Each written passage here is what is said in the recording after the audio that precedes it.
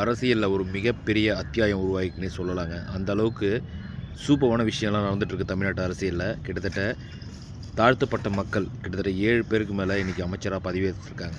நம்ம தாழ்த்தப்பட்ட மக்கள்னு சொல்லிட்டு அவங்களுக்கு குறை சொல்லக்கூடாதுங்க. ஏன்னா மக்கள் ஜனநாயகத்தை விரும்புகிறாங்க, அனைவருக்கும் சம பங்கு கொடுக்கணும்னு விரும்புகிறாங்க.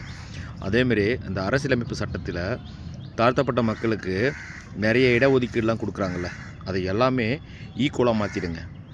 ஏன்னா எதுக்கு நான் அதை சொல்கிறேன்னா, அவங்களுக்கு அமைச்சர் பதவி கொடுக்குறாங்க. இப்போ அவங்க எல்லாருமே ஒரே ஈக்குவலாக ஆகிட்டாங்க.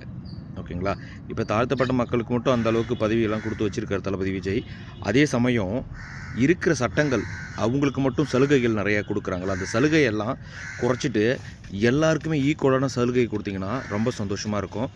அது ஒரு அரசியலமைப்பு சட்டத்தை கொண்டு வரணும். ஏன்னு பார்த்தீங்கன்னா, இப்போ அவங்க தாழ்த்தப்பட்ட மக்களோட இருக்கிற மக்கள் தான் ரொம்ப கஷ்டப்பட்டுட்ருக்காங்க.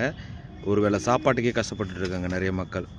அதனால் சட்டங்கள் அனைத்துமே சமமாக இருக்கணும், மக்களுக்கு அனைத்தும் சம உரிமை கிடைக்கணும். எல்லாமே சமமான மாறிடுச்சிங்க.